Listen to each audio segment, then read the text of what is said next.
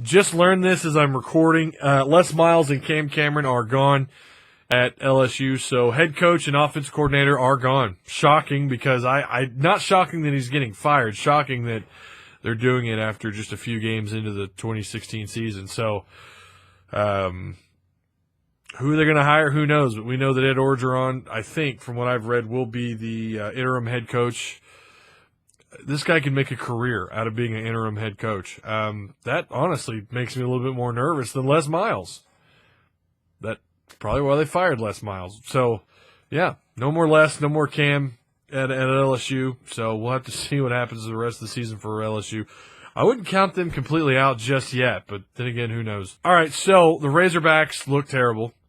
But congrats to A&M, though. You did win. You won in the fourth quarter. You won when it mattered.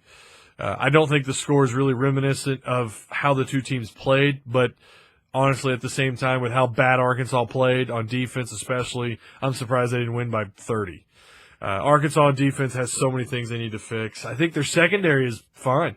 I never thought I would say that, but I think their secondary could be a lot worse. Ryan Pulley has stepped his game up. Collins looks like he did last year. I never thought Collins was really a part of the problem in the secondary a year ago. Thought it was just everybody else, but they finally have two guys at corner who you can rely on. Safety play was actually improved yesterday as well. I saw the safeties make a couple of plays in coverage yesterday. Not bad. But defense looked out of place. Somehow they managed to make this goofy-looking quarterback look like Johnny Manziel. And he's nowhere near Johnny Manziel. He's nowhere near Kenny Hill. He's supposed to be high arm talent and all this.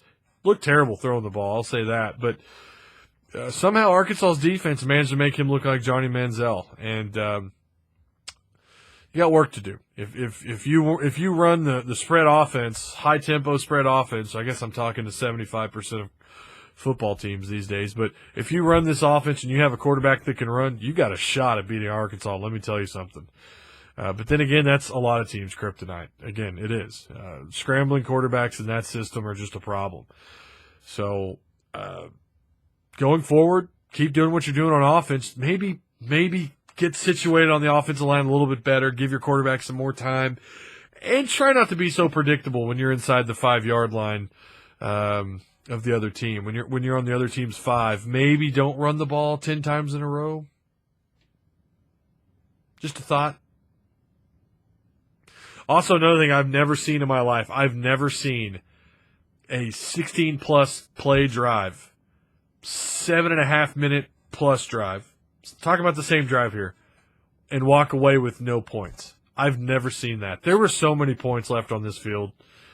So many points spotted to A&M. I don't know. I was confused. I don't know if these players just get caught up in the atmosphere. Whatever reason, they play sometimes their worst football in that stadium.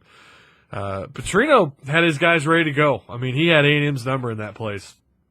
I remember A&M fans were crying about playing in that stadium, wanting to play a home-and-home. And now it's Razorback fans saying, let's just play a home-and-home. This year they would have been an away team regardless, but for whatever reason, I don't know if Arkansas just gets caught up in the atmosphere, if they just, we know they took A&M seriously. I don't know what happened to these guys in the second half. If they made adjustments, they must have left them on the chalkboard because they certainly didn't bring them onto the field. The product on the field looked terrible in the second half. And then when they were trailing by 14 or so points, they just hung their heads. They looked out of place. Didn't look like they were trying. A&M walked into the end zone again.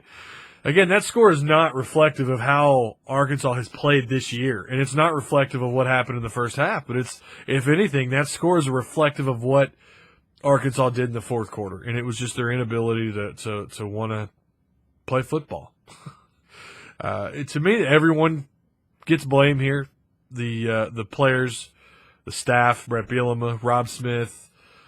Even though I thought the offense was really good, offense coordinator Enos deserves some criticism. The way he called plays in the red zone. Only guy I would say doesn't deserve any criticism whatsoever is Austin Allen. And I'm going to wrap it up with that. Austin Allen played like a warrior. 28 of 42, despite getting thrown to the turf probably 15 times. 371 yards, 2 touchdowns, no picks. Riley Williams would run the ball, 17 for 79 yards and a touchdown. Jared Cornelius, 7 catches, 126 yards and a touchdown. Absolutely fabulous. Knight, remember what I said. He throwing the football, he's nothing special. He really isn't. And I see why he transferred out of Oklahoma. 12 of 22, 225, 2 touchdowns. But you got to give him credit. He showed up when he had to, and he made plays when he needed to. Again, got to give him credit. Knight also had 10 carries for 157 yards, 2 touchdowns. Again, they made this guy look like Johnny Manziel. Reynolds, 4 catches, 141 yards, and a touchdown. Got a lot of work to do on defense. A lot of work. I'll just say this. Play like that again, you're not going to win another game in the SEC. Arkansas definitely played their worst game of the year here. And still managed to hang in there and play 3 quarters. So just a heads up, A&M. I don't know how excited I'd be about that win. Definitely their worst game all year for Arkansas. I really don't think they're going to play this way the rest of the year. I think they're capable of winning 7-8 games.